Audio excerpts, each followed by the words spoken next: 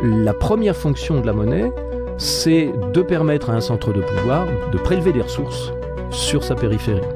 On est obligé de fournir de l'intérêt à on ne sait pas quoi, à un système qui ne fait que grossir et qu'on ne peut pas arrêter. Bienvenue sur Sismic, le podcast qui explore les futurs à partir de ce qui bouge aujourd'hui.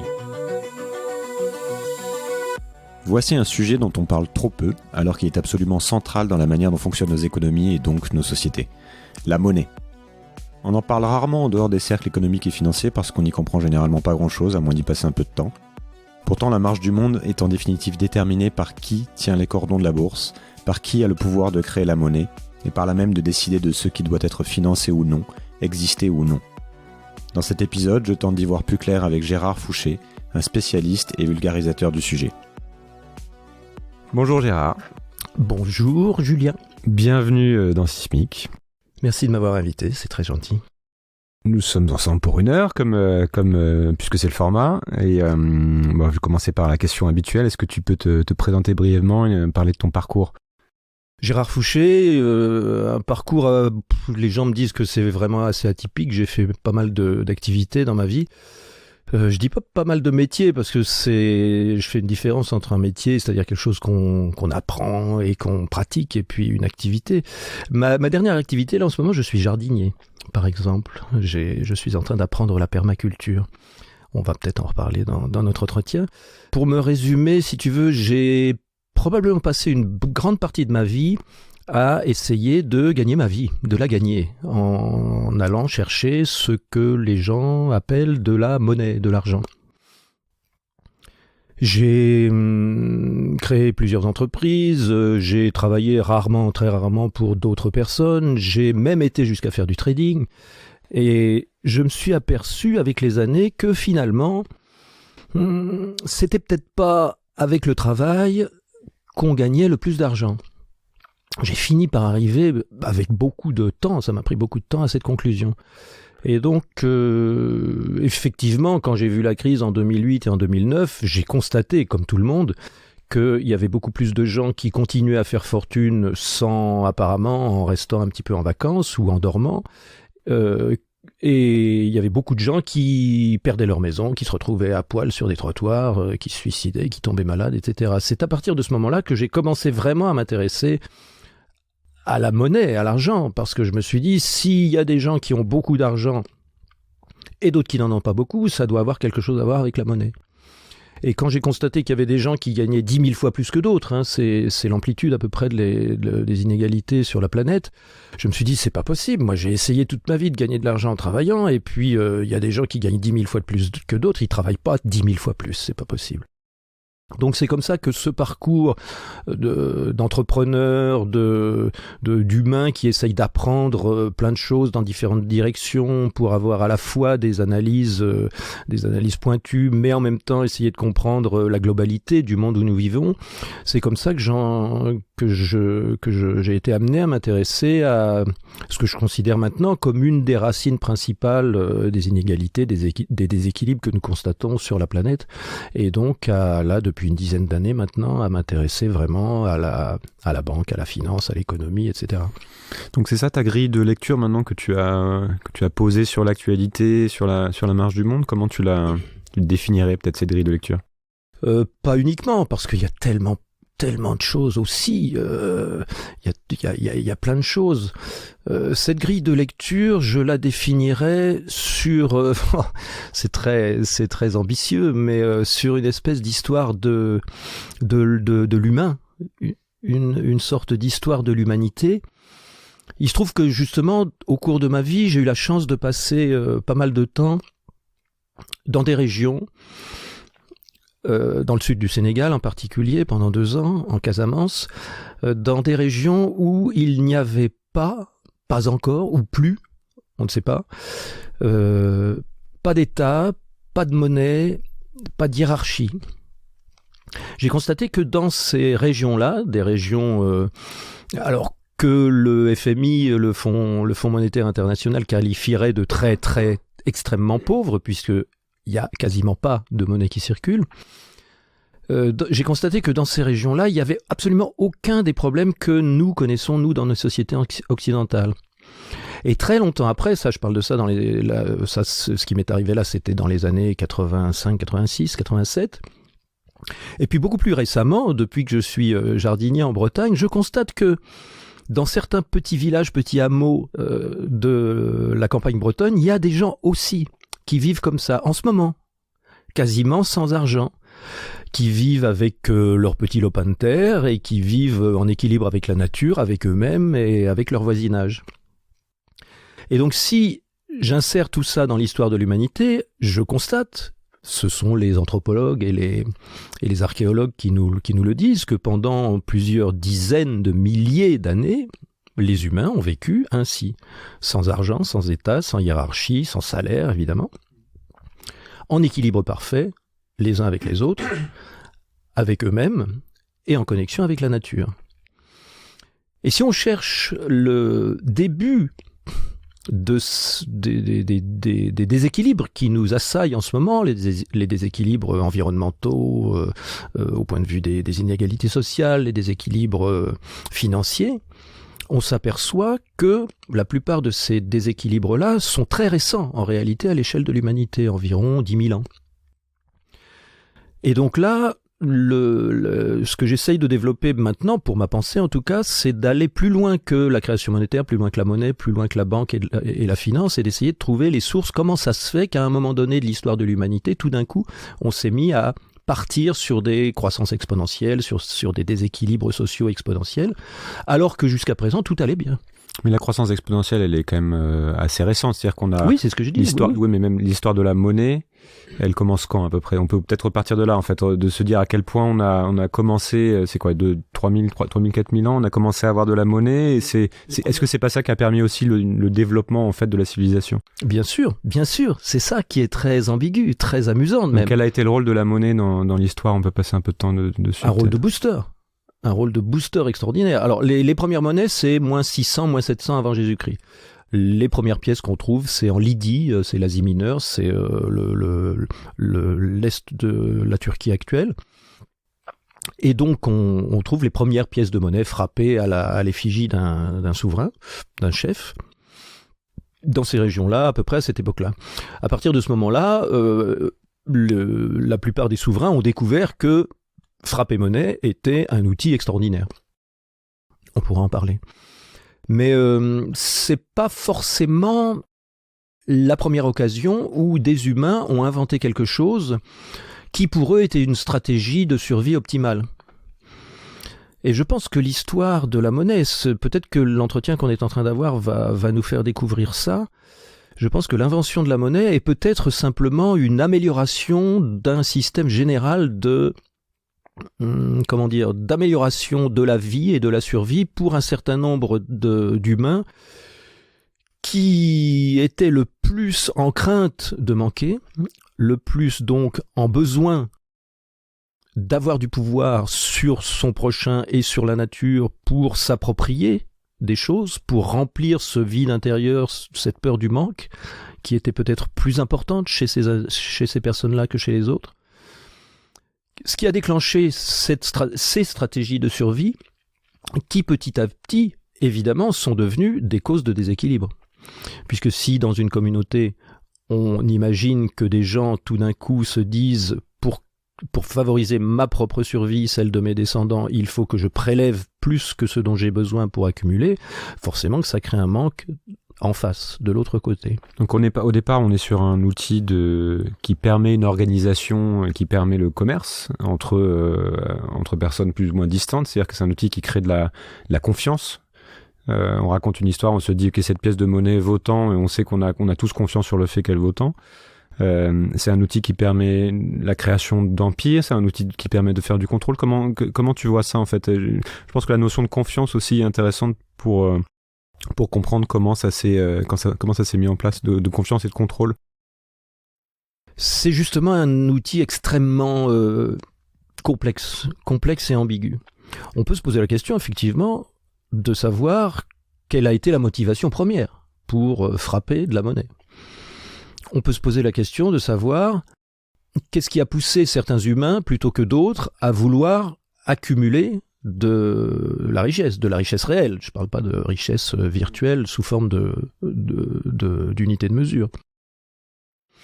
Alors, il semblerait que tout ça s'est déclenché aux environs de la révolution néolithique. Qu'est-ce que c'est que la révolution néolithique ? C'est le moment où un nombre d'humains assez important s'est installé et s'est organisé dans la vallée du Tigre et de l'Euphrate, en Mésopotamie, qui à l'époque, donc là on va beaucoup bien en amont de la création de la monnaie, là on n'est pas à moins 700 avant Jésus-Christ, on est à moins 10 000, moins 5 000 avant Jésus-Christ, et donc il semblerait qu'à l'époque, maintenant c'est un désert, mais il semblerait qu'à l'époque c'était une région extrêmement fertile, où donc les ressources poussaient tout à fait naturellement, où donc il y avait des excédents. Le fait peut-être que des excédents se soient matérialisés dans les greniers de certaines personnes a pu donner envie à d'autres personnes de se dire « mais pourquoi est-ce que j'irais travailler dans les champs alors que des gens ont trop ?» Ça peut déclencher chez certaines personnes l'envie, tout simplement, plutôt que de produire soi-même, d'aller chercher ce qui a déjà été produit par d'autres. Et là, ça crée évidemment un besoin d'avoir du pouvoir sur son prochain, sur autrui. Et il est fort possible que dès cette époque-là, par des tas de moyens qui n'étaient pas encore la monnaie, qui n'étaient pas encore la violence, qui étaient peut-être à l'époque simplement de la croyance, des outils de croyance, il semblerait que dès cette époque-là, une petite classe de personnes se soit constituée en pouvoir centralisé, de manière à pouvoir convaincre le reste de la population de leur donner des ressources, et puis que ce petit groupe de gens s'occuperait de la croyance. Alors c'est amusant parce que c'est ce que nous confirment exactement les tablettes. Alors j'ai beaucoup étudié les tablettes sumériennes, les tablettes qu'on a retrouvées. On a retrouvé des centaines et des centaines en Mésopotamie. Et donc, si on déchiffre l'écriture cunéiforme sur les tablettes, on s'aperçoit que c'est un système de comptabilité, en fait. Un système de comptabilité entre le temple et tout le reste de l'économie, tout le reste de la société. Le temple étant peuplé de statues de Dieu, et de prêtres, et de servants des prêtres, et prêtresses. Et donc, sur les tablettes, si on regarde ce qui est inscrit sur les tablettes, il y a deux côtés. Il y a un côté où il est indiqué tel paysan de telle région a apporté au temple en offrande au dieu 10 litres de bière, 5 kilos de gâteau et 100 kilos de farine. Et de l'autre côté de la tablette, il y a non plus qui a apporté la ressource, mais qui a reçu la ressource. Donc 10 litres de bière pour le grand prêtre, 1 kilo de farine pour le balayeur, et ainsi de suite.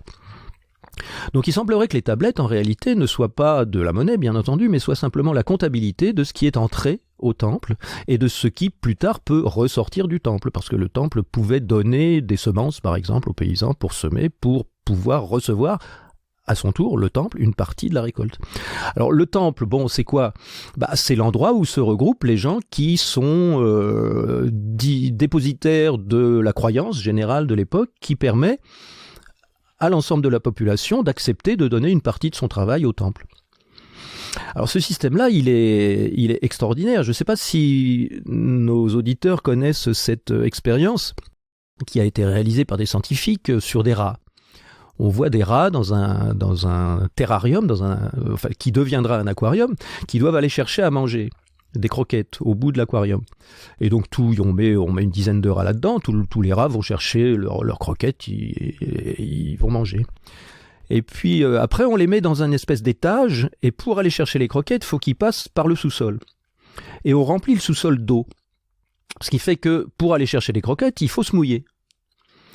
Et donc il y a quelques rats qui refusent de se mouiller. Et puis quelques rats, on pourrait dire les rats courageux ou travailleurs, qui vont chercher des croquettes en nageant et qui remontent au premier étage pour manger leurs croquettes. Jusque-là, tout va bien. Et puis ensuite, on remplit le sous-sol jusqu'à ce qu'on soit obligé de faire du sous-l'eau pour aller chercher des croquettes. Et là, il n'y en a plus beaucoup. Sur les 10 rats, il y en a 4 ou 5 qui vont quand même chercher des croquettes et qui reviennent trempés avec leurs croquettes dans la bouche. Et là, on s'aperçoit qu'au bout de quelques allers-retours, les rats qui veulent pas se mouiller volent les croquettes à ceux qui sont allés les chercher. Et donc, ce sont des rats qui ont compris que la stratégie la plus la meilleure, la stratégie optimale pour eux, comme on dit en évolutionnisme, c'est de ne pas se mouiller et de prendre les croquettes à ceux qui ont accepté d'aller se mouiller. Sur une interprétation un peu alors, ce qui est très amusant, psychologique c'est que... comment moi, c'est je dis rien, je décris l'expérience. Alors, ce qui est très amusant, c'est que si on prend les 4 ou 5 rats qui ont refusé de se mouiller, et qu'on les remet à leur tour dans la même expérience, eh bien, à l'intérieur des rats secs, il y en a quelques-uns qui vont avoir le courage d'aller se mouiller quand même. Et si on reprend que des rats qui sont allés se mouiller, il y en a quelques-uns qui n'iront pas se mouiller dans la deuxième expérience.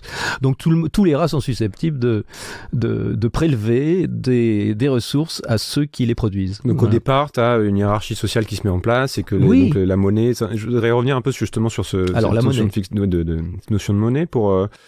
très rapidement, en fait, comment il faut comprendre le rôle que la monnaie a joué dans l'histoire et qu'est-ce qui a fondamentalement changé, notamment depuis Bretton Woods et depuis le fait qu'on a séparé la monnaie. Enfin, je fais pour pas se refaire toute l'histoire de la monnaie et de l'humanité. Ce sont les grandes étapes qu'il faut comprendre sur l'évolution de la monnaie dans l'histoire de l'homme. Déjà, la création de la monnaie. Parce que si on revient au temple de la Mésopotamie, le prélèvement effectué par une classe particulière sur tout le reste de la société consiste à perpétuer une croyance qui fait que la société elle-même, de son bon vouloir, apporte des ressources aux responsables de la croyance. Ensuite, certaines périodes de l'histoire ont fait que les systèmes de croyance fonctionnaient moins bien et que certains centres de pouvoir se sont étendus parce que la nécessité d'un centre de pouvoir, c'est d'aller chercher des ressources en périphérie, confère l'Empire romain par exemple. Et donc, évidemment, le déséquilibre est permanent, donc le centre de pouvoir grossit par prélèvement périphérique de plus en plus étendu, et donc les populations périphériques sont de plus en plus éloignées. Et là, on se heurte j'ai vu dans les questions que tu nous avais préparées que tu m'avais demandé de penser à un livre ou 2 livres fondamentaux. Alors, il y a un livre fondamental, moi, que je trouve très intéressant. Si quelqu'un veut vraiment comprendre la monnaie, la dette, etc., c'est un livre qui a été écrit par un anthropologue qui s'appelle David Graeber, qui a écrit un livre qui s'appelle « Dette, 5000 ans d'histoire ». Bon, et dans ce livre-là, David Graeber nous raconte que d'abord, les premières pièces de monnaie ont été retrouvées en priorité dans la périphérie de tous les empires, et que donc elles ont servi un objectif bien particulier, très subtil et très efficace. Quand un centre de pouvoir ne dispose pas de monnaie et qu'il a besoin d'aller chercher des ressources en périphérie de son propre territoire, il faut envoyer de l'armée pour aller occuper les territoires et prélever une certaine partie des ressources sur les agriculteurs qui sont là. Évidemment, les agriculteurs se rebiffent un petit peu et refusent de donner des ressources, donc il faut amener de la force, il faut amener de l'armée. Et la monnaie, la création monétaire par le centre de pouvoir, c'est un progrès énorme là-dessus. Parce qu'au lieu d'aller menacer les populations, voire les massacrer, voire les décimer pour en garder que 1 sur 10, et pouvoir avoir des travailleurs bénévoles qui produisent des ressources pour le pouvoir central, le fait d'arriver avec des rondelles métalliques frappées à l'effigie du chef et de proposer aux paysans non pas de les massacrer pour leur voler une partie de leur récolte, mais de leur payer une partie de la récolte avec ces petits objets qui représentent le chef, qui représentent le pouvoir, qui représentent le centre du royaume ou de l'empire, ça change tout. Ça change tout pour le souverain et pour son centre de pouvoir, parce que ça lui permet de prélever des ressources en donnant l'illusion aux populations occupées qu'elles sont payées, alors que bien entendu, David Graeber dans ce livre parle du complexe militaro-monétaro-minier, c'est-à-dire prise de possession des mines qui permettent de fabriquer les pièces, prise de possession, évidemment, propriété de l'armée, qui va exercer la menace sur les populations conquises, et évidemment, création de la monnaie. Donc ces éléments-là permettent au centre de pouvoir de rapatrier des ressources vers le centre, en donnant aux populations conquises l'impression qu'ils sont payés. Alors c'est là que la monnaie devient, dans un deuxième temps, un outil, comme tu dis dans ta question, échange, un outil d'échange, un outil de fluidité de l'économie. Pourquoi ? Parce que évidemment, quand un paysan qui était jusqu'alors autonome, qui était jusqu'alors producteur lui-même de tout ce dont il avait besoin, de ses outils, de son alimentation, de ses animaux, évidemment en communion avec ses voisins, avec sa communauté. C'est sûr que évidemment tout le monde ne produit pas exactement la même chose au même moment, donc il y a toujours d'ailleurs dans les communautés, comme dans le sud du Sénégal, en Casamance où j'étais, et encore maintenant dans les hameaux bretons, il y a toujours des communautés où les gens se font des dons mutuels en permanence. Il y a toujours un petit truc en trop dans le jardin qu'on amène aux voisins, et puis 15 jours après, c'est vice-versa. Donc ces systèmes-là étaient en place, et ils ont été évidemment mis à mal par le fait que, soudain, il a fallu, et là il y a encore la subtilité de la menace physique derrière la monnaie, toujours, il a fallu à un moment donné accepter le système monétaire pour payer l'impôt au centre de pouvoir. Le fait d'obliger les populations à payer un impôt dans une monnaie qu'ils ne peuvent pas créer, que seul le souverain peut créer, c'est évidemment un élément stratégique de l'acceptation par les populations conquises du nouveau système monétaire. Donc l'impôt devient un moyen d'imposer la monnaie. C'est la racine étymologique du mot impôt, imposer. Et donc, le paysan qui auparavant était autonome se voit obligé de passer du temps supplémentaire pour produire des ressources supplémentaires qui vont être envoyées au centre de pouvoir, et aussi, il se voit obligé de travailler pour acquérir de la monnaie pour payer l'impôt l'année suivante. Et donc, c'est ça qui est phénoménal, c'est que ces obligations-là déterminent chez chaque paysan conquis la nécessité de se spécialiser dans ce qu'il sait faire de mieux. Il ne peut plus passer tout son temps à élever des poules, puis aller chercher du lait, puis cultiver du blé, etc. Il est obligé, pour avoir de la monnaie qu'il n'a pas en sa possession, mais que tous ses voisins ont également reçue ou pas pour une part de leur récolte, il est obligé de se mettre à fabriquer quelque chose qu'il va pouvoir vendre. C'est là que naît la société marchande. C'est là que naît ce que nous appelons maintenant assez faussement l'échange, qui n'est pas en réalité un échange de biens contre un autre bien, qui est un échange d'un bien contre le bien le plus précieux, qui est la monnaie, parce qu'on en a besoin pour se soumettre au centre de pouvoir. Et donc, depuis toujours, la première fonction de la monnaie, c'est de permettre à un centre de pouvoir de prélever des ressources sur sa périphérie. Comment fonctionne le système monétaire aujourd'hui ? Exactement de la même façon. Il y a un souverain central qui produit la monnaie, qui fait payer un impôt et qui de ce fait peut prélever des ressources sans avoir besoin de produire. Quelque chose de fondamental qui s'est passé justement je parlais de Bretton Woods, à la fin des accords de Bretton Woods, où pour la première fois, on a décorrélé la création monétaire du monde physique. Qu'est-ce que ça a changé, ça, en fait, dans cette capacité qu'ont les centres de pouvoir à créer la monnaie ? Justement, c'était une avancée considérable pour le dollar, pour les États-Unis. Tu vas te rappeler ce que c'est que Bretton Woods, c'est tout simplement... on était dans un système d'étalons or qui n'a pas fonctionné parce qu'il y a eu besoin d'énormément d'injections monétaires à l'occasion de la guerre. Et après la guerre, c'était une occasion inespérée pour les États-Unis de faire quelque chose avec sa propre monnaie. Les États-Unis sont un pays qui a été créé parce qu'il s'est détaché du royaume anglais. Et justement, à l'époque de l'indépendance des États-Unis, un des grands enjeux de l'indépendance, c'était est-ce que le Royaume-Uni, l'Angleterre, va laisser les États-Unis utiliser une autre monnaie que la monnaie du Royaume-Uni. Et donc, une guerre a eu lieu qui, finalement, s'est soldée par le fait que le Royaume-Uni a accepté, contraint et forcé, que les États-Unis utilisent le dollar.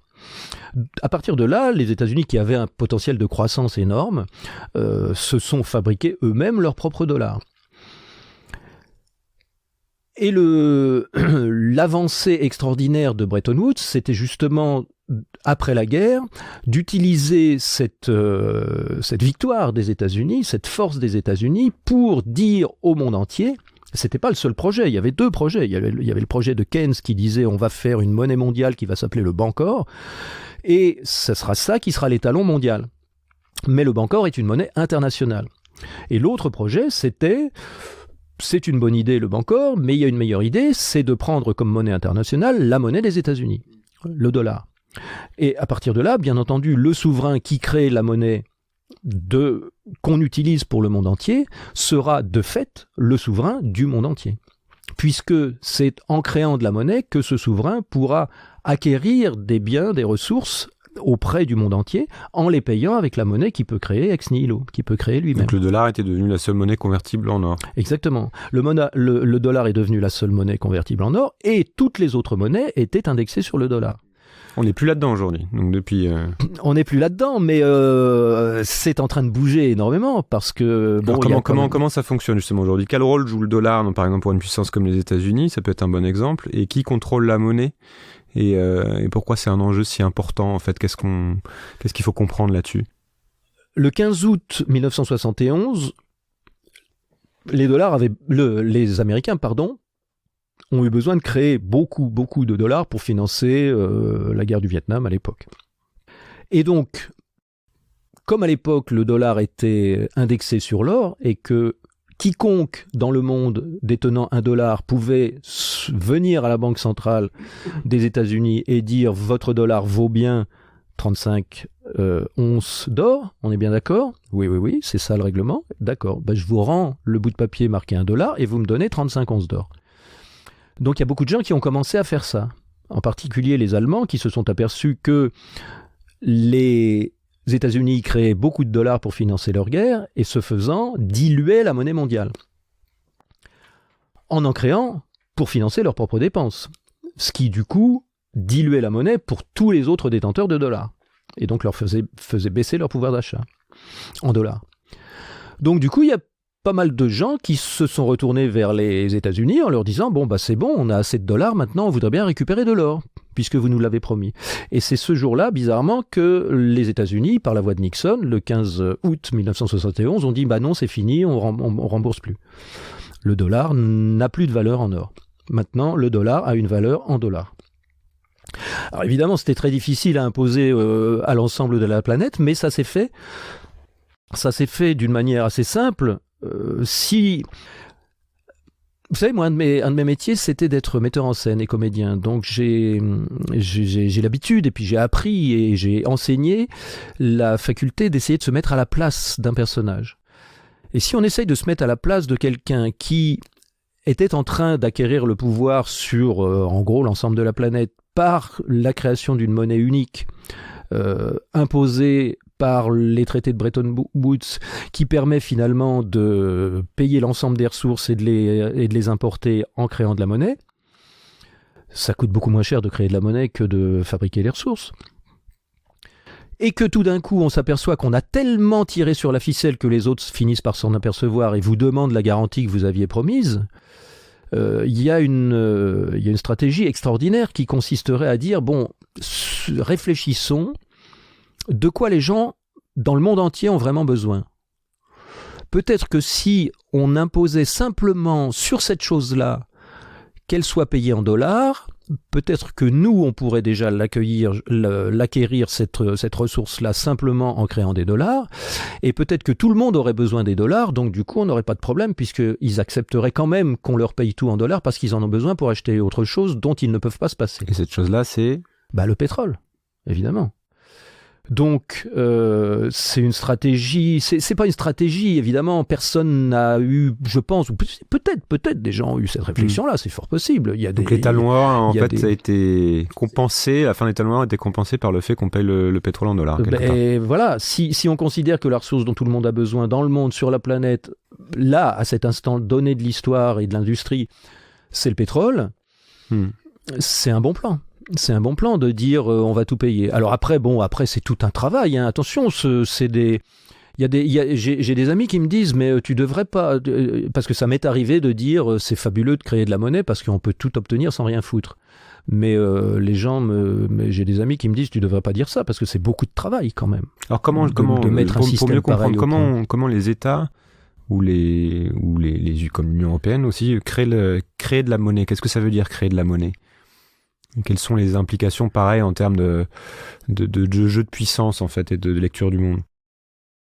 Créer de la monnaie, ça veut dire donne-moi quelque chose que tu as et en échange avec des gros guillemets, je te donne un bout de papier sur lequel est marqué « Je te dois ce que tu viens de me donner ». C'est ça, créer de la monnaie.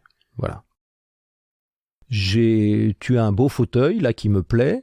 Il vaut combien? Il vaut 1000 €, d'accord. Voilà, je te signe, je prends mon stylo, mon papier, je te signe un bout de papier et je te dis « Je te dois pas un fauteuil, je te dois la valeur de ce fauteuil, 1000 € que je te donnerai peut-être un jour ». Alors, la magie de la création monétaire, c'est qu'il faut être le souverain pour imposer ça. Si on le fait entre nous, on peut le faire entre nous, mais il faut qu'il y ait des systèmes de réciprocité et d'équivalence mathématique qui soient bien faits. On travaille aussi là-dessus pour faire des systèmes citoyens qui fonctionnent de cette façon. Mais pour un souverain qui veut profiter de cette possibilité-là pour acquérir des ressources, il faut avoir derrière une puissance de contrainte. Et la puissance de contrainte, là, en l'occurrence, elle est que le souverain, qui n'est pas forcément un roi, qui n'est pas forcément un État, qui n'est pas forcément un secteur économique particulier, ça peut être n'importe quoi.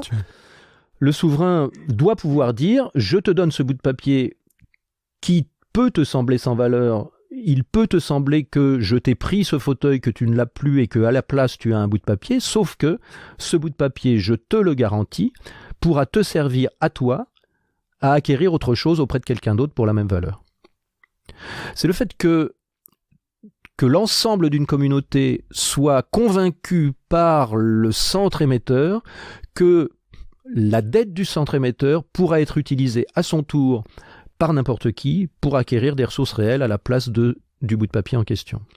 Donc on est vraiment sur une logique de la confiance est complètement centrale dans le fait que le système tienne. Ouais. Bah, la monnaie papier, la monnaie, je dirais matérielle, les pièces et les billets s'appellent de la monnaie fiduciaire. Ça vient du latin fidus, la confiance. Alors, est-ce que c'est de la confiance que nous respectons le contrat qui consiste à dire que nous, entre nous, qui ne pouvons pas émettre de la monnaie sous cette forme-là, nous acceptons de l'utiliser entre nous, ou est-ce que ça veut dire nous avons confiance que le centre émetteur peut nous forcer à accepter ce marché? Donc les centres émetteurs, donc tu parles de souverains qui créent la monnaie et qui du coup en tirent une certaine forme de pouvoir, même un pouvoir assez conséquent parce que... On y reviendra, parce que ça joue beaucoup sur la démocratie. Voilà. Aujourd'hui, qui sont ces centres émetteurs? Puisque si je comprends bien, on a quand même dans beaucoup d'États des banques centrales qui émettent la monnaie qui sont indépendantes. Notamment, et ça serait intéressant de partir sur l'euro et ce qui se passe en Europe. Aujourd'hui, c'est la Banque centrale européenne qui émet l'euro, indépendamment des systèmes de gouvernance européens et indépendamment des États. Du coup, qui est ce souverain dont tu parles en fait? Alors c'est intéressant parce que on est parti tout à l'heure de la Mésopotamie et du temple qui tenait juste la comptabilité mutuelle mais qui prélevait quand même des ressources. On est passé par le roi, le despote en Lydie, en Asie mineure, qui a frappé pour la première fois son profil sur une pièce de monnaie. Donc là, pour l'instant, c'était un petit groupe d'individus dans le temple, un individu solitaire qui est ensuite devenu un roi, un souverain, etc., qui est devenu ensuite une banque centrale qui produisait la monnaie pour un souverain et qui faisait payer un intérêt aux souverains, c'est-à-dire aux contribuables, sur cette création monétaire Donc le souverain, ça peut être un chef d'État ou un gouvernement. Ça peut être un individu, ça peut être un gouvernement, ça peut être aussi, comme c'est le cas là aujourd'hui, en ce moment, à chaque fois qu'une banque émet un crédit, à chaque fois qu'une banque achète un actif, toute banque commerciale paye l'achat de cet actif ou l'émission du crédit nouveau par, justement, une création de monnaie supplémentaire. quand une banque crée un crédit pour quelqu'un qui vient prendre un crédit pour acheter une maison, la banque rajoute la monnaie correspondante sur le compte de la personne qui vient de prendre le crédit. Si vous venez dans une banque et que vous prenez un crédit de 100 000 euros, la banque rajoute 100 000 euros sur votre compte. À partir de rien. À partir de rien. Ça s'appelle la création ex nihilo. C'est pas vraiment à partir de rien. C'est à partir du fait que vous avez signé un contrat de crédit. À partir d'une promesse de remboursement. Voilà. Ce contrat de crédit ou cet immeuble que vous vendez à la banque, c'est une richesse, puisque un immeuble, ça a une certaine valeur. Un contrat de crédit, ça a la valeur de 20 ans de travail de quelqu'un qui avait besoin d'argent tout de suite. Donc, quelque chose qui a de la valeur, ça s'appelle un actif. Ça peut être un actif financier comme un contrat de crédit ou un actif immobilier comme un immeuble. Dans les deux cas, cet actif est absorbé par la banque. C'est-à-dire qu'il se porte à l'actif du bilan de la banque. Voilà, c'est comme la banque, littéralement, a un immeuble en plus ou un contrat financier, un contrat de crédit en plus, qui représente une valeur qui peut être revendue le lendemain sur le marché immobilier si c'est un immeuble ou sur le marché financier si c'est un contrat de crédit. Hein. C'est ça, les subprimes, ce sont des packages de crédit immobilier qui sont revendus sur les marchés. Donc c'est un actif, ça a une valeur. Et au passif de la banque rajoute le fameux petit bout de papier qu'elle a signé, qui vous dit « vous m'avez donné votre travail pendant 20 ans » ou « vous m'avez donné votre immeuble » et au passif, moi, je vous dois la valeur d'un immeuble, je vous dois la valeur de 20 ans de travail. Et c'est ce bout de papier signé de la main de la banque qui devient, pour vous, de la monnaie. Donc en ce moment, les banques, à chaque fois qu'elles achètent des actifs, contrats de crédit, immeubles, ressources, terrains, etc., créent de la monnaie. C'est-à-dire rajoute de la monnaie en plus. Mais c'est de la monnaie entre guillemets, en ce sens que c'est juste une dette de la banque envers le secteur non bancaire. Alors du coup, le envers lien la avec personne qui n'a plus son actif. Le lien avec les centres de pouvoir. Le lien avec la souveraineté, c'est que, comme disait, je crois que c'est le regretté Bernard Maris qui s'est fait descendre dans le massacre de Charlie Hebdo, qui disait, en ce moment, le souverain, ce sont les banques. Pourquoi ? Tout simplement parce que le pouvoir du souverain, que ce soit un roi ou un banquier, le matin, un employé de banque à son bureau, c'est lui qui va choisir ce qu'il va acheter ou pas. C'est-à-dire, c'est lui qui va choisir, si c'est un actif réel, existant, qui va recevoir le moyen d'acheter autre chose ou pas. Et c'est lui qui va décider s'il s'agit non pas d'un actif à acheter, mais d'un projet à financer. C'est lui qui va décider, en créant de la monnaie supplémentaire, ce projet-là réalisé par cette personne-là m'intéresse, ce projet-ci réalisé par cette autre personne ne m'intéresse pas. Si on prend un exemple très simple, je suis le souverain, je suis le roi de la fouchérie, quelqu'un vient me voir en disant j'ai un projet, c'est de vous construire un palais. Sire, je dis ah oui, ça c'est bien, je te finance. Et un autre me dit j'ai un projet, sire, c'est de rendre autonomes tous les paysans qui travaillent en ce moment pour vous. Là je dis non, ça ne m'intéresse pas. Donc je décide finalement s'il va y avoir un palais en plus ou s'il va y avoir de la liberté en plus. Où va la création de valeur.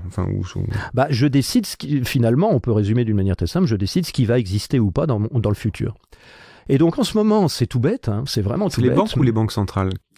Ce sont les banques commerciales. Toute la monnaie que nous utilisons au niveau de l'économie réelle, c'est-à-dire au niveau de l'économie inter-non-banque, tout ce qui n'est pas ce qu'on appelle le secteur non bancaire, les agents non bancaires, c'est-à-dire tout sauf les banques, les États, les associations, les ministères, les particuliers, etc. Nous utilisons de la monnaie qui est émise par les banques commerciales sous forme d'achat d'actifs. Achat d'actifs, achat d'immeubles, achat de contrats de crédit. Et c'est cette monnaie-là qui est de la monnaie dette de la banque envers nous que nous utilisons entre nous pour tenir nos comptes. Donc pour en revenir à la souveraineté, le souverain décide s'il va exister un palais ou s'il va exister plus de liberté pour sa population. Et la banque, c'est l'employé de banque tous les matins qui décide ce qui va exister ou pas aussi dans le futur. C'est-à-dire il décide s'il va faire un crédit ou s'il va financer un investisseur ou un spéculateur, et il décide s'il va financer ou pas un jeune ou une jeune fille ou un jeune homme qui a une idée géniale, qui a besoin d'un petit crédit de 10 000 euros pour travailler pendant 2 ans dans un garage pour inventer un truc qui va peut-être changer le monde dans 10 ans. Mais si c'est un projet d'investissement ou de spéculation, évidemment, ça, pour un employé de banque, il n'y a pas de problème, c'est rentable, c'est sûr, on connaît. Par contre, si c'est un projet pour, je sais pas, un nouveau type d'isolation qui coûterait beaucoup moins cher qu'avant, mais qui met en péril l'industrie de l'isolation, ou une nouvelle énergie qui serait gratuite ou qui coûterait beaucoup moins cher qu'avant, mais qui demande 10 ans de développement, donc qui demande un gros crédit, mais qui met en péril l'ensemble de la filière uranium et pétrole, évidemment que le banquier va pas pouvoir financer ça. Alors, on a quand même des et centres... ça se produit tous les jours. Ça se produit tous les jours, en ce sens que c'est peut-être pour cela que nous avons une énorme population de jeunes gens qui se retrouvent avec Bac plus 5 à travailler chez McDo, parce que si on cherche un peu si on pose des questions sur les possibilités de financement, on se heurte souvent à des grosses déceptions, des grosses frustrations. Qu'est-ce qui fait, alors que, je prends par exemple un État possède une masse monétaire, parce qu'il lève de l'impôt? Un État possède une masse monétaire parce que la monnaie a été créée ex nihilo au départ, et que, le cas échéant, elle circule et revient sous forme de l'impôt. Il a la possibilité... Il ne faut jamais perdre de vue le robinet. Voilà, c'est ça que j'essaie de comprendre, en fait, pour bien, même en faisant aussi l'avocat du diable, c'est que est-ce qu'on peut pas dire du coup qu'un État reste un centre de pouvoir dans la mesure où il est propriétaire, entre guillemets, d'une certaine masse monétaire et qui peut décider de ce qui existe ou non? Ou alors c'est se mettre le doigt dans l'œil que de penser comme ça? Ce serait vrai si l'État pouvait créer lui-même de la monnaie pour financer les projets qu'il désire ou pas. Les projets que les politiciens qui forment l'État désirent, ou les projets que la population qui voterait aurait décidé de voter. Et ça a été le cas, mais ce n'est plus le cas. Ça a été le cas, ça n'est plus le cas depuis longtemps, parce que c'est un pouvoir tellement fabuleux, tellement extraordinaire de créer le futur ex nihilo, vraiment. C'est un pouvoir, on pourrait dire presque un pouvoir quasi divin, puisque celui qui crée la monnaie crée ce qui va exister. Exactement, donc d'accord. Exactement. En finançant ce qui va exister, il décide ce qui va être fait ou pas. C'est lui qui donne le crédit, la croyance. Et donc, c'est peut-être pour ça que le monde musulman rechigne beaucoup à ces méthodes-là, qui sont des méthodes plutôt occidentales, parce que dans la pensée islamique, il n'y a que Dieu qui peut créer le futur. Et donc cette possibilité de créer le futur, forcément, il y a peut-être un moment où ça monte à la tête et où on se dit, bah ça y est, je peux tout faire parce que je possède ce pouvoir-là. Alors ce pouvoir-là, effectivement, il a appartenu à des souverains dans l'histoire, mais il est tellement stratégique, tellement puissant et aussi tellement subtil. Parce qu'on voit plein de choses, on voit ce qui se passe, on voit plein de conséquences de ça. On voit des problèmes de distribution, des problèmes d'inégalité, mais on perd presque toujours de vue le robinet. On est un peu dans une situation de gens qui auraient des jardins partagés, par exemple, et puis il y a des gens qui seraient pas contents parce qu'ils n'ont pas assez d'eau. Parce qu'il y en a d'autres qui ont plein d'eau, ils ont des citernes remplies d'eau, et puis moi, regardez, mon jardin il est sec, donnez-moi un peu d'eau. Il faut faire finalement des impôts d'eau. Mais on voit pas le robinet général du jardin. Et le robinet général du jardin, bah, c'est la source de la monnaie. Donc l'État a une citerne. L'État a une citerne, voilà. Mais il n'y a pas le robinet. Il n'y a pas le robinet. Voilà. Donc l'État a une citerne, à condition que les autres jardiniers veuillent bien lui donner de l'eau. Donc ce que tu dis, c'est que l'État n'est pas le centre de pouvoir. Même par exemple, si je prends les États-Unis qui sont en pouvoir, qui n'a pas les problématiques de l'Union européenne, si tu veux, où ça joue à plusieurs niveaux. Tu dirais que l'État américain n'est pas un centre de pouvoir? Il est un centre de pouvoir au même titre que des gens qui font un crowdfunding sont un centre de pouvoir.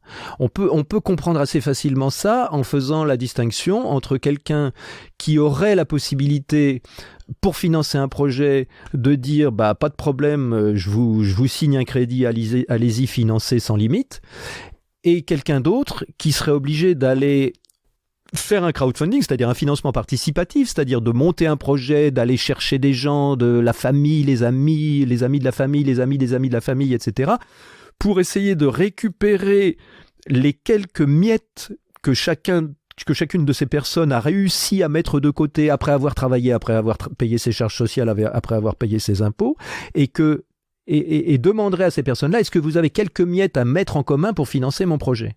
Ça s'appelle le financement participatif, le crowdfunding. L'État, c'est finalement un gros crowdfunding qui, chaque année, est obligé de forcer tous ses amis, entre guillemets, c'est-à-dire toute la population, à mettre au pot pour financer des projets communs, c'est-à-dire tout ce qu'on peut financer par les impôts. Plus la création monétaire qui est faite pas par l'État, mais par les banques privées, qui financent l'État par création monétaire, et qui demandent un intérêt là-dessus. Donc l'intérêt sur la création monétaire, c'est-à-dire sur la monnaie que l'État a reçue en direct du robinet, elle est soumise à un intérêt. Et c'est cela que nous appelons le service de la dette. Le service de la dette, c'est la monnaie que les États reçoivent et sur lesquelles, comme un ménage, comme n'importe quel particulier ou entreprise, doivent payer un intérêt. Alors, évidemment, le service de la dette, maintenant, c'est le poste le plus élevé du budget de l'État. Donc en réalité, je ne sais plus quel pourcentage, mais une énorme partie de l'impôt sert en fait à payer la monnaie. Est-ce qu'on pourrait dire aussi que la souveraineté d'un État ou sa capacité qu'il aurait à créer ce qui existe, à créer le futur, dépend de son niveau d'endettement? Oui, bien sûr, puisque le niveau d'endettement, c'est le niveau de monnaie qu'il a emprunté pour financer des choses au-delà de sa propre capacité de financement qui est limitée par les impôts. Donc on va avoir des États, je prends par exemple le cas du Japon, corrige-moi si j'ai tort, mais qui s'endettent plus auprès de sa propre population que auprès d'autres banques. Le Japon est un État davantage souverain que ne l'est la France, par exemple? En quelque sorte, parce que ce mécanisme-là fait que le Japon, par exemple, fait payer des impôts, mais que la population japonaise parvient à faire des économies, peut-être parce qu'ils ont des vies plus modestes, et que ces économies-là, les Japonais acceptent de les réinjecter sous forme de crowdfunding, on va dire, de financement, alors qu'ils n'y sont pas obligés, ils pourraient se contenter de payer leurs impôts. Je vais revenir un peu sur l'Europe, justement, parce que j'essaie de voir où se joue le futur, en fait. Qui est maître de la création, comme tu dis, de la réalité. Parce que je trouve qu'il y a beaucoup de choses qu'on a du mal à comprendre. C'est-à-dire qu'on va souvent pointer du doigt les responsables politiques, ou même le président, ou même l'Union européenne, pour ce qui nous arrive ou ce qui arrive à la société. Alors que c'est pas forcément à ce niveau-là, justement, que ça joue, alors que ces gens-là ne sont pas souverains. Au niveau de l'Europe, qu'est-ce qu'a changé la création de l'euro, justement, par rapport à cette souveraineté des États? Selon moi, la création de l'euro, c'est une étape vers ce que tous les grands dirigeants du monde nous annoncent depuis des années, le gouvernement mondial. Je citerai juste la petite phrase d'un discours de Sarkozy qui nous disait « Le nouvel ordre mondial, nous irons et personne, je dis bien personne, ne pourra s'y opposer ». Donc c'est un projet global qui existe depuis très très longtemps et qui consiste à imaginer un gouvernement mondial avec un impôt mondial, une armée mondiale, une police mondiale, enfin bon, un gouvernement mondial avec tous les pouvoirs régaliens. Le pouvoir régalien, les pouvoirs régaliens étant au nombre, si on simplifie, de 3, c'est le pouvoir d'assurer la sécurité de la population par l'armée vis-à-vis de l'extérieur et par la police vis-à-vis de l'intérieur, le pouvoir de faire la justice, rendre la justice, c'est-à-dire les lois et contraintes de la loi, et la création monétaire. Si on réfléchit quels sont ces trois pouvoirs, quelle est la hiérarchie de ces trois pouvoirs régaliens, c'est pas difficile à comprendre que c'est le fait de pouvoir payer les gens qui vont les exécuter. Donc si on n'a pas de monnaie pour payer l'armée et la police, on ne peut pas avoir d'armée et de police. Si on n'a pas de monnaie pour payer les juges, les gens qui écrivent les lois, etc., il n'y a pas de justice. Donc le premier pouvoir, c'est le pouvoir de créer la monnaie, toujours pareil, pour financer la suite. Et donc ce pouvoir de créer de la monnaie, là, il est essentiel pour un gouvernement. Ou pour un centre de pouvoir, si on le voit comme ça. Alors pour l'instant, jusqu'à présent, jusqu'à la création de l'Europe, les États possédaient encore en partie leur souveraineté politique, au niveau de la sécurité et de la justice, et leur souveraineté monétaire. C'était l'époque où chaque État, en Europe par exemple, avait sa propre monnaie. Les gouvernements, déjà, se contraignaient tout seuls, les uns après les autres, à emprunter leur propre monnaie à leur banque centrale nationale et donc à faire payer des impôts par la population. Les impôts étant les intérêts de la création monétaire. Mais n'empêche que l'État pouvait dire à sa banque centrale, écoutez, voilà, on a un déficit de temps parce qu'il faut rajouter des autoroutes ou des hôpitaux, donc la banque centrale obéit à l'État, vous créez de la monnaie, nous on va la dépenser, on la récupérera par les impôts, etc. Ou on dévalue, ou on joue sur les si on a des problèmes internationaux. Et donc la question de l'euro, elle peut être vue sous l'angle d'une montée de l'échelle du pouvoir monétaire. Si on considère que l'euro a pu être mis en place pour des raisons objectives et pour des raisons subjectives, il peut y avoir des raisons objectives qui disent voilà, il faut harmoniser les économies des différents pays, il faut avoir un taux de change unique, ça ira beaucoup mieux, etc. Et puis il peut y avoir des raisons subjectives qui consistent à dire c'est un pas stratégique, décisif et intéressant pour aller vers un gouvernement mondial parce que, comme le disent la plupart des globalistes, justement, l'Europe, c'est un laboratoire qui nous permet de savoir si il fonctionne, qui nous permet de savoir si un gouvernement mondial fonctionnera. Ou un gouvernement européen, déjà à première échelle, ce qu'on n'a pas vraiment encore... Alors, dans l'idéal, quand on en est à ce niveau-là de réflexion et de projet, le plus intéressant, c'est de dire les avancées de notre projet qui risquent d'être contestées par la population, ça peut être intéressant de mettre en place quelque chose qui va faire que, à un moment donné, la population va être d'accord pour qu'ils arrivent, ou même va demander à ce qu'ils arrivent. L'aspect psychologique, en fait. C'est très important, toutes les opérations psychologiques. Donc, à ce moment-là, si on considère, que la monnaie, c'est le pouvoir central, le pouvoir stratégique qui permet d'avoir les autres, c'était parfaitement logique de commencer par mettre une monnaie européenne, en premier, avant toute chose, de manière à ce que les déséquilibres éventuels puissent se produire, et de manière à ce que tout le monde se dise « c'était une erreur de faire la monnaie en premier, maintenant il faut faire un gouvernement européen ».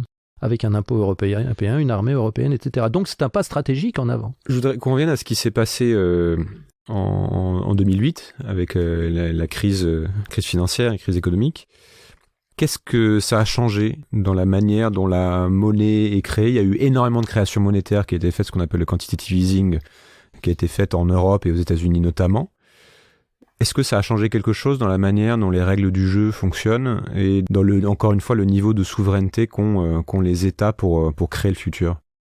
Ça a changé des choses dans les deux sens parce que la crise de 2008, la crise de subprime, déjà elle vient d'une création monétaire par l'endettement excessive qui a obligé le secteur immobilier financier américain à créer du crédit, c'est-à-dire à donner de la monnaie à des gens en sachant très bien qu'ils ne pourraient pas assurer le paiement de ces crédits.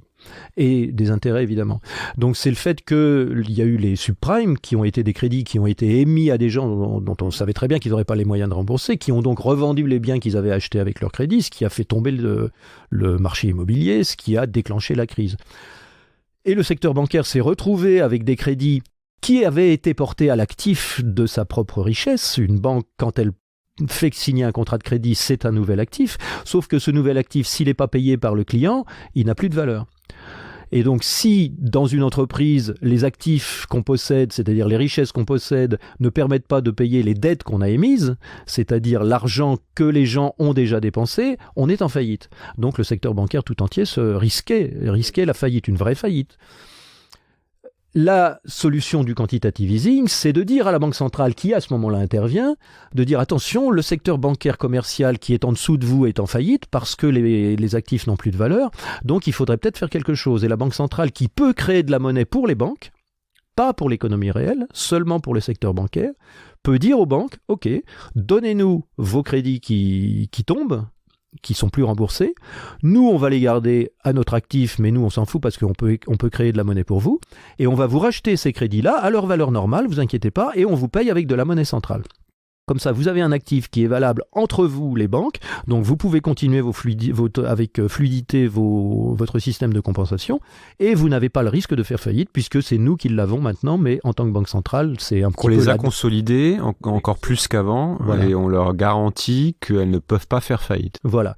Alors, du point de vue du système de souveraineté monétaire, on va l'appeler comme ça, l'essentiel, c'est que le système ne s'effondre pas complètement.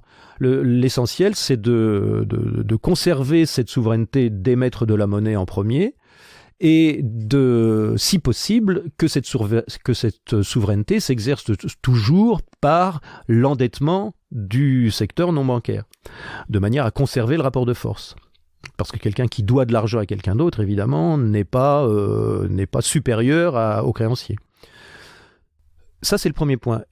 Et le deuxième point qui est diamétralement opposé, mais peut-être complémentaire à ce qu'on vient de dire, c'est que pour l'ensemble de la population, ça a créé une envie de comprendre, une envie de savoir comment ça se fait, comment c'est possible que les banques menacent de faire faillite, elles sont renflouées, qu'est-ce qui se passe, et puis surtout comment ça se fait que nous, population, on est obligé de payer le service d'une dette, mais quelle dette? Tous les pays sont endettés, donc c'est pas possible, on peut pas être tous endettés. Envers qui? Envers les Martiens? Non. Donc tous les pays ne peuvent pas être endettés en même temps. S'ils sont endettés tous en même temps, ça veut dire qu'ils ne sont pas endettés les uns envers les autres, mais envers quelque chose, quelqu'un d'extérieur à eux-mêmes. Donc ça a créé une volonté de comprendre chez une grande partie de la population qui ressort à chaque instant, là en ce moment, sur les ronds-points. Et on s'aperçoit que cette volonté de comprendre, à laquelle moi j'ai essayé d'apporter ma petite pierre en essayant justement de creuser le sujet et d'en devenir un spécialiste et de pouvoir expliquer ce qui s'est passé, a créé, je dirais presque d'une façon complètement opposée à l'autre, de diffuser au maximum cette connaissance pour essayer peut-être de diffuser au maximum la capacité de se créer de la monnaie. De se créer de la monnaie en faisant n'importe quoi, une monnaie locale, en faisant un système d'échange local, en faisant des systèmes de monnaie cryptée, etc. Essayer de trouver les moyens pour échapper à la centralisation de la création monétaire. Alors je veux bien qu'on aille là-dessus, tourne un peu plus justement vers demain.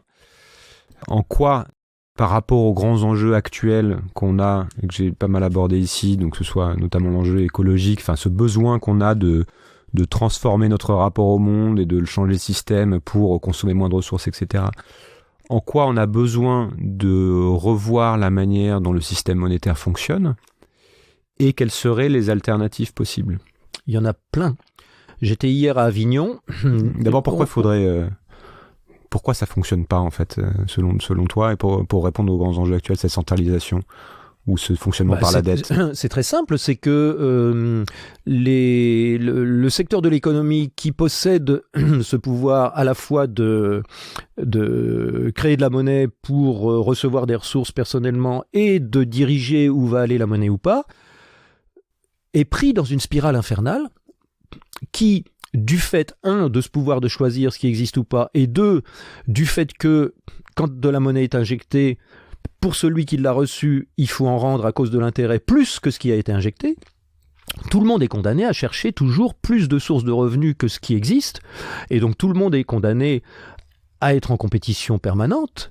On le voit quand quelqu'un va chercher un boulot, même si c'est votre propre frère qui est assis à côté de vous, vous souhaitez que votre frère ne l'ait pas, ce boulot, pour l'avoir. Pourquoi? Pour avoir de la monnaie. Pourquoi? Pour acheter à manger et se loger.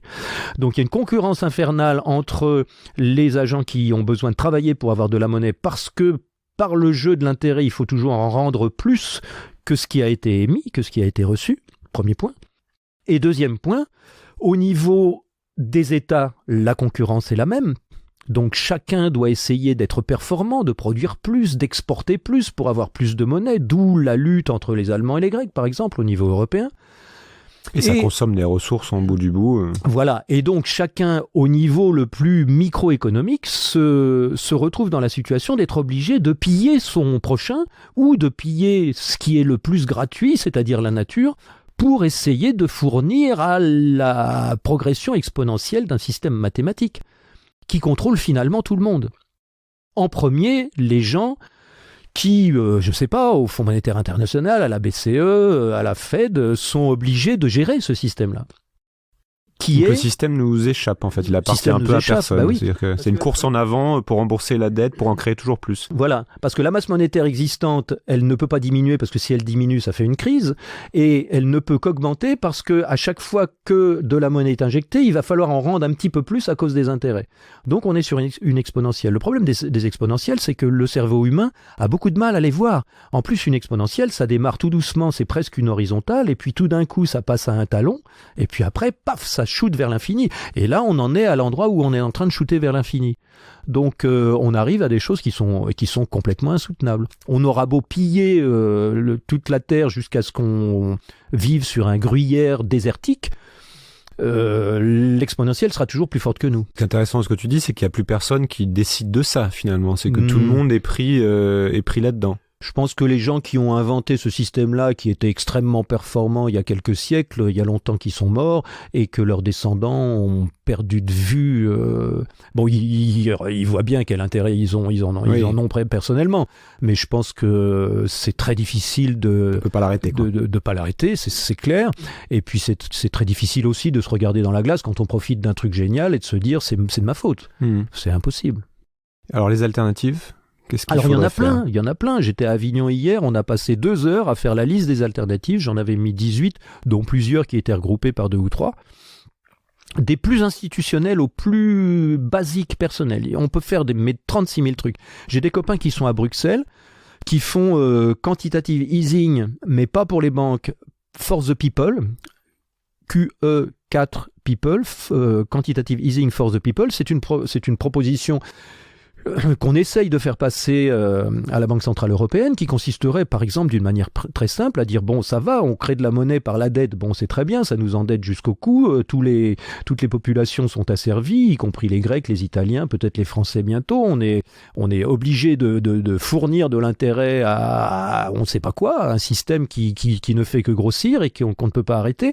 Donc nous on a compris ça, on a envie d'arrêter justement, alors on a trouvé autre chose, on va dire bon c'est bien de créer de la monnaie ex nihilo, effectivement, c'est super pratique, mais on peut très bien en créer pour les banques, pour les renflouer, pour pas qu'elles fassent faillite, mais ça serait peut-être bien aussi d'en créer pour les gens, for the people.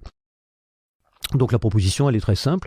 On dit à la Banque centrale, vous savez très bien combien de monnaie il faut créer pour faire tant d'inflation, 2% d'inflation, pas moins, pas plus. En ce moment, vous avez un problème, c'est que comme plus personne ne veut s'endetter, prendre des crédits, il n'y a pas assez de monnaie qui arrive dans l'économie, donc il n'y a même pas assez d'inflation, vous n'arrivez pas à décoller de zéro. Donc nous, on a une proposition, vous créez de la monnaie, comme ça on peut très bien facilement arriver à 2%, 3% d'inflation, ça fera de mal à personne et ça permet de financer de l'innovation dont on aurait diablement besoin en ce moment. Et vous allez donner une part identique de monnaie à tous les citoyens européens. Ça s'est fait plein de fois, ça s'est fait en Australie en 2008, ça a fait que l'Australie a subi une crise beaucoup moins profonde que les autres pays. Ça s'est fait au Japon, ça s'est fait aux États-Unis. On fait de la création monétaire. Plutôt de redistribuer les 1000 milliards aux banques en se disant, en leur faisant confiance en chaque en blanc, en leur disant vous allez les réinjecter dans le système, et au final, en fait, ils font gonfler une bulle boursière. C'est de dire, on le donne directement un peu plus le keynésianisme. En gros, on vous donne de l'argent. Alors, il y a plein de solutions après, parce que bon, il y a toujours la même bagarre qui va se produire comme entre les souverains et les financiers. Les souverains qui ont accepté de laisser la création monétaire aux financiers parce qu'ils avaient une population qui allait pouvoir payer les intérêts. Il y a eu des débats, c'est des luttes fratricides depuis des siècles. Donc là, si on dit à la Banque centrale, vous allez créer de la monnaie à parts égales pour tous les citoyens, il n'y aura pas de débat. Libre à chacun d'en faire ce qu'il veut. Hein. Si c'est quelqu'un qui a déjà des revenus, il peut très bien les mettre de côté, D'accord. Il peut très bien acheter d'autres choses, ou il peut très bien les donner sous forme de crowdfunding pour financer un projet qui lui plaît bien. Comment c'est reçu ça? C'est pas un peu utopique c'est complètement bloqué par les gens qui voient les brouettes de billets des Allemands en 1930 et qui disent vous êtes complètement fous, ça va faire de l'inflation. C'est peur de l'inflation. Bon, le problème c'est que c'est évidemment c'est pas un argument en ce sens que l'inflation, tous les économistes vous le diront, se déclenche quand les capacités de production sont à 100% et que le chômage est à 0. Donc on en est quand même assez loin. Donc il y a de la marge pour donner de la monnaie aux gens, relancer un peu l'économie. Et puis s'il y a de l'inflation, c'est le boulot de la Banque centrale de la réguler. On n'est pas obligé de créer de la monnaie à tire-larigot tous les ans. On peut très bien l'ajuster à l'inflation. Deuxième proposition, la même chose, mais on la donne pas aux gens parce que psychologiquement, il y a plein de gens qui vont dire mais attendez, gagner de l'argent sans rien faire, c'est quand même honteux et tout. Bon, c'est ce qu'ont fait tous les souverains depuis 3000 ans, mais bon, ça, c'est moins grave. Et donc on peut dire, ok, on peut créer de la monnaie ex nihilo, mais à ce moment-là, on va dire, on va faire quelque chose avec. De quoi avons-nous besoin ? On vote, on décide, on fait des projets, on décide ensemble. En ce moment, il semblerait que le besoin le plus stratégique et le plus urgent, c'est de financer une transition écologique. C'est-à-dire de financer des moyens d'avoir de l'énergie moins chère qui ne dépend pas du pétrole, de moins dépendre du pétrole de manière à moins dépendre de la géopolitique, donc moins des guerres, d'occupation, etc. On a besoin, d'isoler des immeubles, de créer de nouvelles énergies. On a besoin de 36 000 trucs, c'est pas difficile. Tout le monde a des idées pour des trucs indispensables et urgents. Donc, il y a des gens en ce moment même à Bruxelles qui disent à la Banque Centrale Européenne, il faut financer une transition écologique, non pas en faisant des crédits pour réendetter les gens, mais en faisant de la création monétaire pure, en finançant des projets, même s'ils ne sont pas rentables, on s'en fout, ils seront rentables peut-être dans 20 ans, on verra bien. Donc ça, ce sont des projets purement institutionnels, voilà, qui s'adressent vraiment au sommet de la pyramide du pouvoir. Et qui peuvent être écoutés, hein. Parce qu'à tous les niveaux de pouvoir, il y a des gens qui s'inquiètent, il y a des gens qui ont un cœur et puis qui se disent qu'il faut faire quelque chose, mais que faire ? Encore une fois, ce qui est intéressant, c'est de voir que ça se joue à Bruxelles. En l'occurrence, mais il y a d'autres choses qui peuvent se jouer en France, par exemple. Il y avait une proposition qui s'appelait l'euro-franc, qui disait, voilà, pour résoudre le problème de la grande pauvreté et le problème d'une transition écologique nationale, on peut créer une double monnaie. La Banque de France, elle a toujours son autonomie par rapport à la France. On pourrait très bien, avec l'accord de Bruxelles, dire on garde l'euro pour les transactions internationales et on crée une monnaie, l'euro-franc par exemple, pour les transactions intra-nationales. On peut dire cette nouvelle monnaie n'a pas le droit de sortir de France, n'a pas le droit d'être utilisée pour acheter des produits importés, on ne peut pas acheter de l'immobilier avec. Enfin, c'est une forme de monnaie locale. C'est une monnaie locale au niveau national, complètement. Voilà. Qui peut être créée, pareil, de la même façon, pour financer des projets français ou sous forme de revenus de base aussi. C'est un autre projet. C'était un petit peu l'idée qu'avait derrière la tête Yanis Varoufakis en Grèce, à l'époque où la Commission européenne menaçait Tsipras et Varoufakis en Grèce en 2012 de fermer les banques pour exercer sur eux un chantage pour qu'ils continuent à payer la dette qu'ils n'arrivaient pas à payer, enfin les intérêts de la dette qu'ils n'arrivaient pas à payer. Ils avaient le choix entre payer les intérêts de la dette en revendant leurs biens publics ou réemprunter pour payer les intérêts de la dette. Et le mémorandum que Tsipras a fini par signer, c'était de réemprunter pour payer les intérêts de la dette et aussi de vendre les biens publics pour payer les intérêts de la dette. Et donc quand Varoufakis a démissionné à la suite du référendum, qui donnait l'autorisation de ne pas signer, c'est-à-dire de ne pas se soumettre au chantage, le gouvernement grec s'est quand même soumis au chantage, malgré le vote à 62% des Grecs, qui l'autorisaient à ne pas le faire, il l'a fait quand même. Varoufakis a démissionné, mais sous le coude, il avait un projet de monnaie locale nationale. Au moins pour permettre, en cas de fermeture des banques et que le robinet de l'euro soit fermé, au moins pour permettre à la population d'avoir un petit peu de monnaie sur un compte pour aller au marché. Les crypto-monnaies, c'est une alternative crédible ? Oui, bien sûr. Bitcoin, c'est un cas très particulier parce que c'est devenu un outil de spéculation qui monte et qui descend. Il se heurte à la contradiction entre le caractère monnaie de réserve, enfin outil de stockage, outil de réserve de valeur et outil d'échange. Si on y réfléchit 5 minutes, c'est incompatible. Si c'est un outil d'échange, faut le dépenser. Si c'est un outil de réserve, faut pas le dépenser. Donc c'est incompatible. Et là, en l'occurrence, pour le Bitcoin, c'est l'outil réserve de valeur qui a gagné. Il y a beaucoup plus de gens qui en gardent en espérant que ça va monter par rapport aux autres monnaies que de gens qui le dépensent.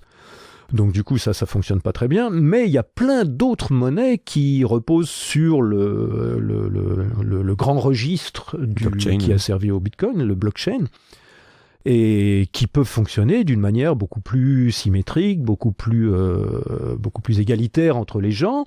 Il y a toute une écologie monétaire qui s'appelle, à laquelle on a donné le nom de monnaie libre, qui consiste à distribuer de la monnaie à parts égales entre tous les intervenants. Donc tout le monde reçoit périodiquement une petite quantité de monnaie et ça permet justement d'avoir une possibilité de faire des achats, des ventes, etc. Et donc, comme la quantité de monnaie augmente en permanence, il n'y a aucune raison de la stocker puisqu'on en reçoit tout le temps. Donc, la question réserve de valeur ne se pose pas. C'est juste une réserve d'échange, enfin un moyen d'échange. Et puis, il y a tout un tas de nouveaux systèmes aussi à balance mutuelle, à crédit mutuel qui sont en gestation en ce moment, qui vont venir pour permettre tout simplement de s'acheter et de se vendre des objets ou de se donner et de se vendre des objets, mais en conservant une petite structure de mémoire, une structure d'enregistrement, de manière à ce que chacun des participants à ce genre de système puisse savoir où il en est par rapport aux autres. Donc il y a toute une écologie, à la fois au niveau institutionnel, au niveau personnel, Au niveau citoyen, il y a les monnaies locales, voilà, tout le monde essaye de faire sa petite part. Et puis, il y a tous les gens aussi qui vont vers une solution radicale qui est de dire, finalement, est-ce qu'on ferait mieux de ne pas utiliser de monnaie et d'arriver à un monde merveilleux où, comme dans les communautés pionnières, comme dans les peuples premiers, si tu as besoin de quelque chose, je te le donne, et puis quand j'aurai besoin, tu feras pareil pour moi. Ce sont des communautés premières qui ont existé pendant des dizaines de milliers d'années et qui existent encore de nos jours. J'en connais. On n'a pas trop le temps d'aller là-dessus, mais ça sera intéressant de... on pourrait refaire une émission sur ma cabane en Bretagne, voilà. Ça serait rigolo. Quelle est ta vision de l'avenir au sens large, et peut-être qu'est-ce qu'on voit pas venir, dont tu voudrais parler? Ce qu'on voit pas venir, c'est la créativité inimaginable d'un cerveau humain. Je pense que c'est ça qu'on voit pas venir. Je pense que finalement, le fait d'avoir compté au millimètre près depuis, si on considère l'invention de la monnaie en moins 700 avant Jésus-Christ, depuis 2700 ans, nous a permis de créer des choses merveilleuses, des technologies extraordinaires, nous a permis et forcé un petit peu à avoir une croissance extraordinaire qui maintenant n'est plus possible. C'était un outil de développement fabuleux. Et d'un autre côté, je pense aussi que cet outil qui nous a forcé à mesurer au millimètre près tous nos dons et tout ce qu'on a reçu mutuellement, finalement a beaucoup limité ce qu'on a pu se donner, ce qu'on a pu se créer. On a seulement pensé à créer des trucs qui allaient nous rapporter quelque chose, ou qui allaient rapporter quelque chose à quelqu'un. Et donc forcément, ça limite beaucoup la créativité. Et il est possible, il m'arrive des fois de dire « s'il n'y avait pas eu la monnaie, si ça se trouve, on serait encore dans la jungle et à chercher des fruits dans les arbres. » Mais il est possible que s'il n'y avait pas eu la monnaie, il y a peut-être déjà longtemps qu'on aurait trouvé un moyen de faire de la téléportation. C'est pas impossible, on sait pas. C'est-à-dire que ça oriente finalement notre créativité et notre innovation. Ça oriente, bien sûr. La création de profit. Voilà, vers quelque chose qui rapporte. Voilà. Et tu penses qu'on est capable de sortir de ça et que c'est une des pistes d'un futur possible? Je pense que c'est là qu'on va. Je pense que là, les événements qu'on a connus récemment nous montrent que quand des êtres humains se regroupent, alors là c'est sous l'effet de la douleur un petit peu, mais quand des êtres humains se regroupent, aussitôt le cœur s'ouvre, aussitôt les gens retrouvent cette coopération naturelle, cette bonté naturelle, cette créativité naturelle, cette entraide naturelle. C'est beaucoup plus agréable d'être dans le froid et sous la neige à boire des coups que d'être tout seul dans un studio à attendre son chômage. C'est beaucoup plus agréable de se taper dans le dos et de se raconter des histoires et de dire qu'est-ce qu'on peut faire. N'importe quoi, allez, on fait quelque chose. Il n'y a pas de chef, c'est spontané. Il y a plein de spontanéité et de créativité qui émergent tout de suite quand le cœur des humains s'ouvre. Et pour que le cœur des humains s'ouvre, je pense qu'il faut et il suffit que les humains se retrouvent à égalité, se retrouvent à parts égales, et que les humains qui auraient encore plus peur que les autres d'aller se mouiller pour chercher des croquettes, et qui en déduisent que c'est beaucoup mieux pour eux de voler des croquettes à ceux qui se mouillent que d'aller en chercher eux-mêmes, je pense que ces humains-là nous apparaissent peu à peu, quand notre cœur s'ouvre, comme ceux qu'ils sont, c'est-à-dire des humains peureux qui ont juste besoin d'être rassurés et à qui on a juste besoin de dire « Mais t'inquiète pas, regarde, tout va bien, on est ensemble, t'as pas besoin d'avoir peur, on va s'occuper de toi. » On va finir là-dessus. Merci beaucoup, Gérard. Merci beaucoup à toi. Merci beaucoup d'avoir pris le temps d'écouter cet épisode. N'hésitez pas à découvrir les autres épisodes déjà publiés dans lesquels j'explore d'autres points de vue, d'autres clés de lecture sur les forces à l'œuvre qui feront le monde de demain. Vous pouvez vous abonner à ce podcast sur votre appli préférée pour être sûr de ne rien rater, et je vous invite aussi à laisser un commentaire ou un avis, 5 étoiles si possible, sur Apple Podcasts ou iTunes pour m'aider à rendre ce podcast visible. Vous pouvez retrouver cet épisode sur sismic.fr avec toutes les références citées, ainsi que d'autres liens pour continuer à creuser les sujets évoqués. C'est Sismic, c'est demain et ça bouge. À bientôt.